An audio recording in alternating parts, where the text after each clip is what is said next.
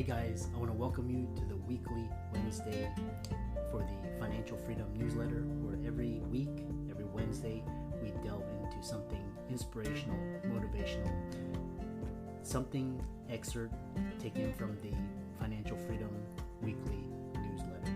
Wherever you are, if you're listening on Spotify, on iTunes, Google, be sure to click the like, subscribe, share, comment. And without ado, let's get into the show.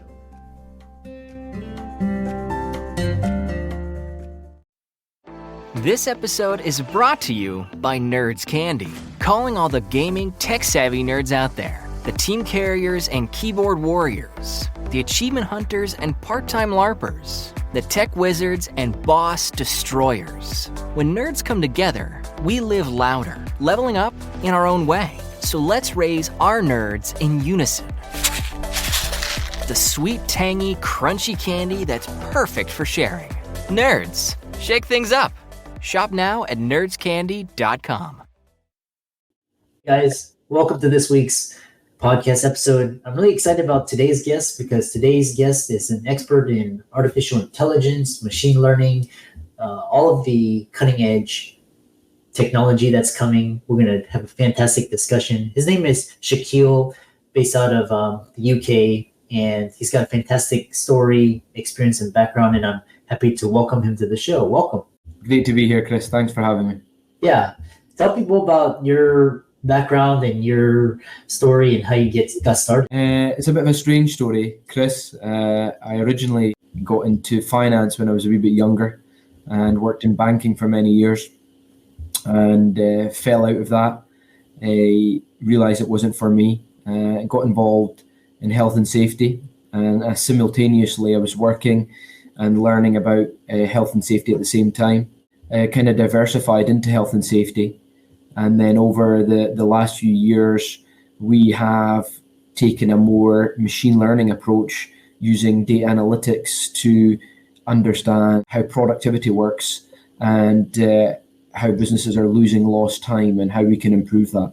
Yeah, fascinating. And I'm really excited to talk about AI because with this whole ChatGPT, it's really exploded my business, and I've been working with this Opus Clip to viral video reels, and it's really it's almost like having 10 people working for you, but it's like for each thing it costs like fraction of a penny to do these things. So talk about this AI and the potential, what it's doing, the challenges, etc.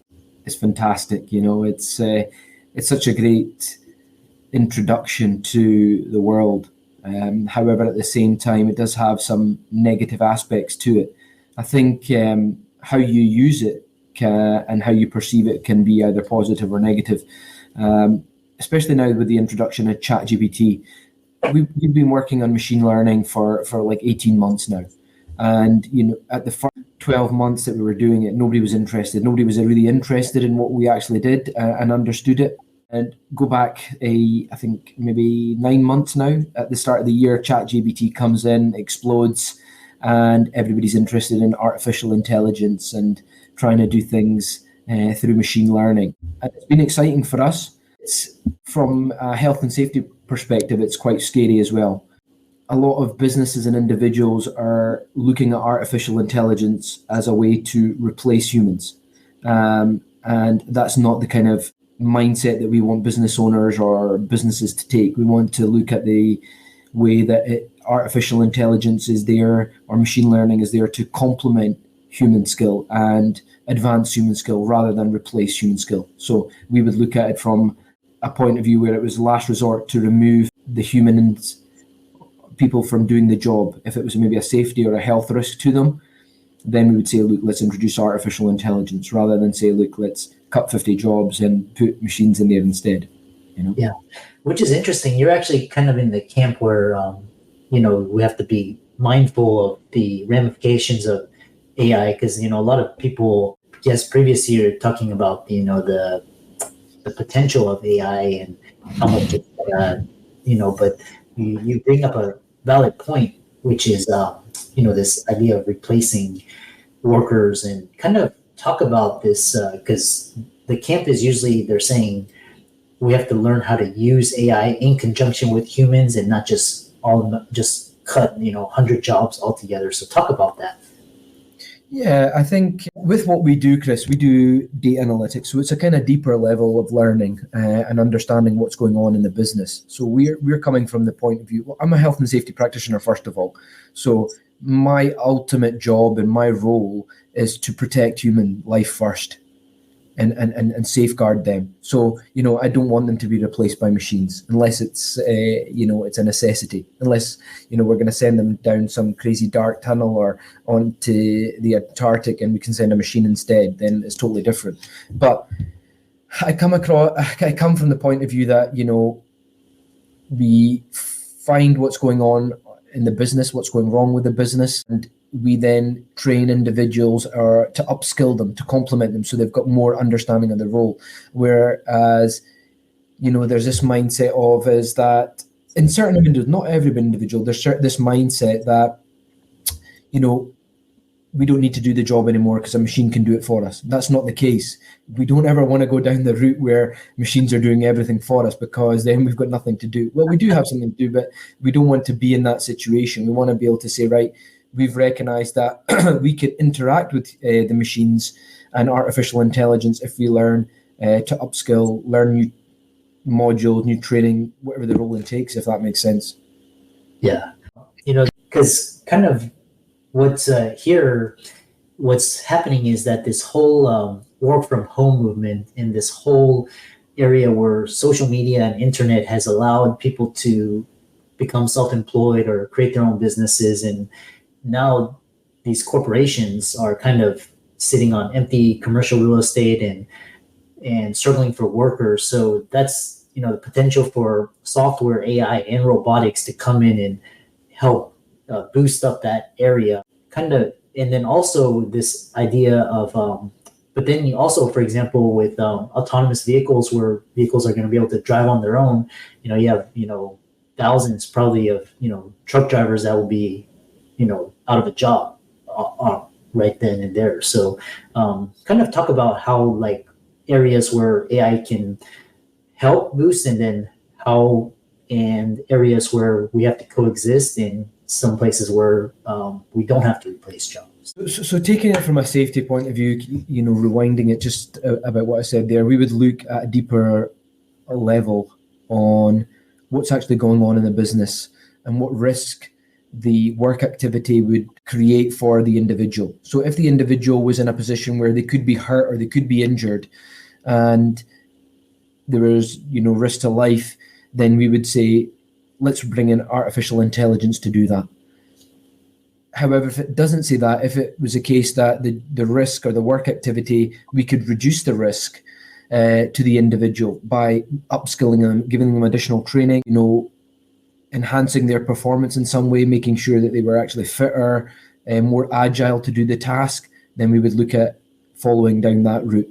It's a bit of a crazy time, because individual and businesses, there needs to be that bridge in businesses between artificial intelligence and human. There needs to be that bridge there, so that on one side the workforce is not disrupted by what's going on with machine learning and artificial intelligence. We don't want to disrupt an industry. We don't want to, take away jobs from people. We want them to be in a situation where they don't feel threatened. And this is one of the things that data and machine learning can do to a business or an industry, is it could put them on the back foot, because data can expose people and jobs. So if maybe somebody's not performing the way that they should be, or the business is not performing as a whole, then understanding and viewing the data can disrupt that kind of culture in the business.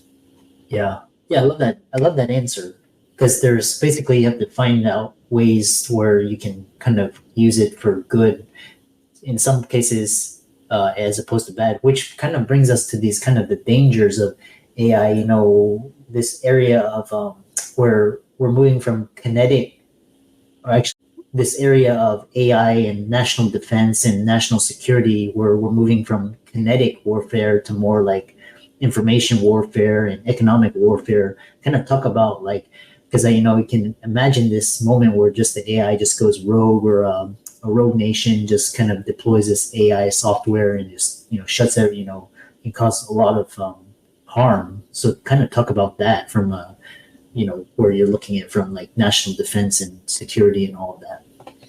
Yeah, it's a data war out there. It is machine wars out there. It's who has the most data, has the competitive advantage. What a machine is programmed to do is to understand the data that it's been given. Now, the disadvantage to that is that if the machine has not been given the full data. So the way that we operate is that if we take information from all different areas of the business, and maybe a HR department, a health and safety, an operations department, and one part of the business only gives us 50% of the data, and we put it into the machine, and 50% of that data is missing, the machine will still make a decision based on that data that has been given. Now, it might not be the decision that best suits a business because there's missing information. So we have to be mindful of that. We're still at the stage where it's humans, we are programming the machines. But eventually, as the machine evolves and it's machines programming the machines, then it can be quite dangerous. Yeah, especially when that is actually quite.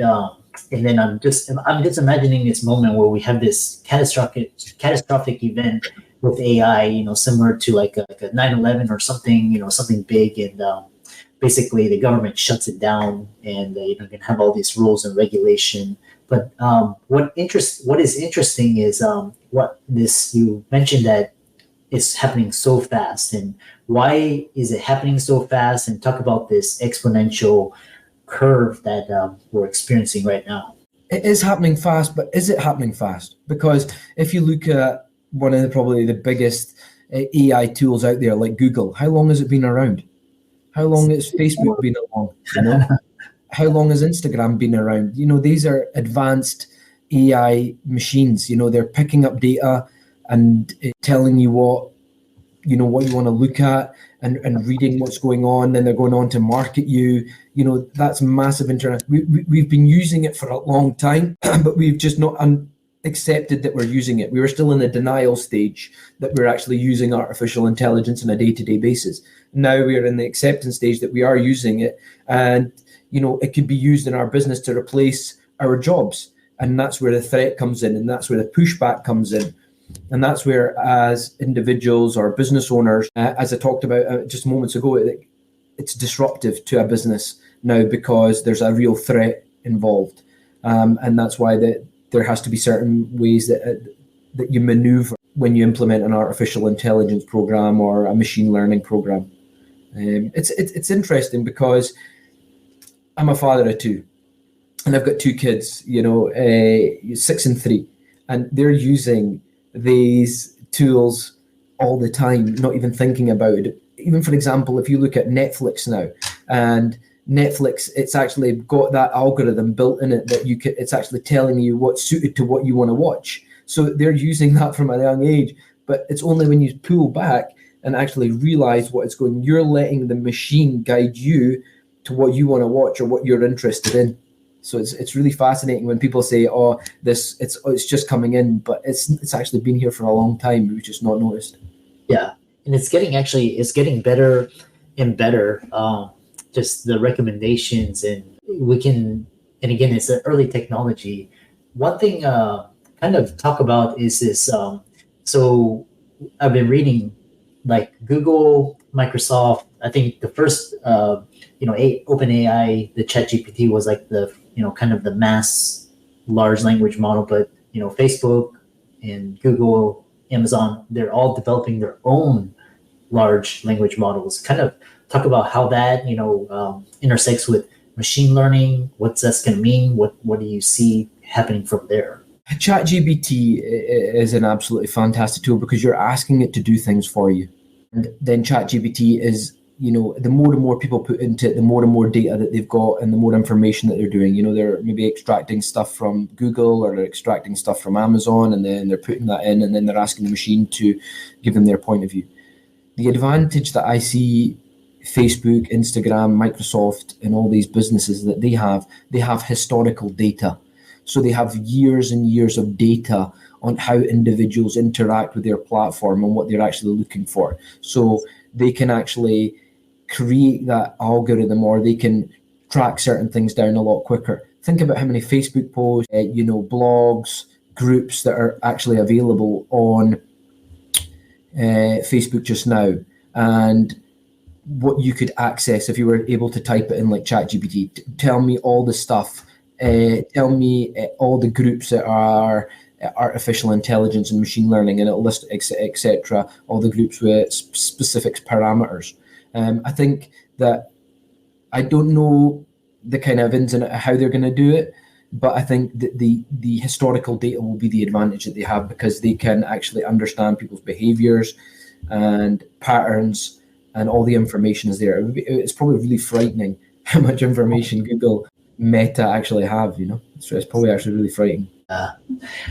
Like I said, it's like an early technology. Kind of the other question is, what are your thoughts on just kind of innovation? Should we basically, because I'll give you an example here in the States, with with blockchain and Web3, and I hate using the word cryptocurrency. These terms, the government has really shut down and really kind of banned it. What are your thoughts on kind of the future of AI? Will they undergo the same regulation? Will they shut down and ban it? On the thoughts of innovation at the intersection of regulation. If they wanted to regulate it, Chris, they would have regulated it already. That's the bottom line. It's like, if you want to regulate something and you see it as a danger, then you put the controls in ASAP. However, at some place, at some stage in this, people are benefiting from it, whether it's big corporations, individual shareholders, whatever it may be. So they're going to let the machine run. And you have to let it run, because as well at the same time, because as we come into this 4IR, we have to kind of understand people's behaviors as well. And are they more acceptable to artificial intelligence? How much pushback is there going to be? Where's the pushback coming from? They don't want to, they've accepted that we're going into, and we're in 4IR, and we're going into this industrial revolution of this tech age, etc. So they don't want to put too many controls on it to slow it down. If they have plans to, to implement it and utilize it as best as they can, they're going to let it run. But for me, from a personal point of view, I think that it's happening fast, and they need to really sit down and look at it and see what age groups are using it and how they should be using it, because you don't want to take away early human skill. Like, for example, I was having this conversation with someone the other day, and they were talking about how they got AI to write certain words for them, spell certain things, and we don't want to take that. There should be an age limit on that. We want kids to be, this is my view, we want kids to have good writing skills, good reading skills, be articulate to a certain extent, as articulate as they can be, not to any extent, but as articulate as they can be, and read fluently. So they shouldn't be allowed to use certain tools from, maybe under a certain age. And, people probably disagree with that. They probably say that it can help them. I still think that, these are the oldest forms of learning, is listening and reading and writing and etc. So we have to be mindful of certain things. I think that, back to your question really before, is that at what level and who's using it? Yeah, really fantastic discussion, and really important. I think AI is going to come to the forefront of a lot of discussions in the future. It was just like the internet and these FANG companies and social media. It's got its pluses and minuses. So we have to kind of, like I said, it's like a tool. So you can use a hammer for good or for bad. Different things. And how can people contact you, follow you, reach out to you, check out your work, etc.? We're on LinkedIn. Our business website's on LinkedIn. We're on Facebook. We're on Instagram. We're on most of the socials, and they can contact us through that and view the work that we're doing, and reach out to us and ask us any questions. A lot of the questions that we do get asked is really how the workforce is going to react to the implementation of artificial intelligence. That's the number one question that we get asked at the moment, and how do we navigate around that? pushback. Yeah, I love that, and really fantastic discussion. And Shakeel's got a really interesting slant compared to previous guests, and kind of really you have to watch AI, kind of use it mindfully, be aware. And all of his resources will be in the links and show notes. Check out his social media. And with that, thanks so much for coming onto the podcast. Thanks for having me, Chris. Really enjoyed it. At Intel, world-changing ideas start with real solutions, and real solutions start with exceptional engineering. The quantum computing revolution, the next generation of AI experts, the renewable energy grid, early diagnosis for cancer. The examples are countless. The impacts are endless, but the foundation is always the same.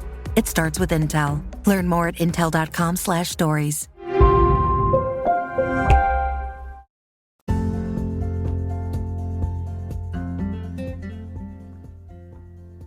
I hope you really enjoyed that wonderful, inspirational, motivational piece. Again, wherever you are listening, if you liked it, be sure to like, comment, share, subscribe. We're on everywhere: Spotify, iTunes, Google, Amazon, Audible. And without much ado, be sure to thank this show's sponsors, and we'll see you next week.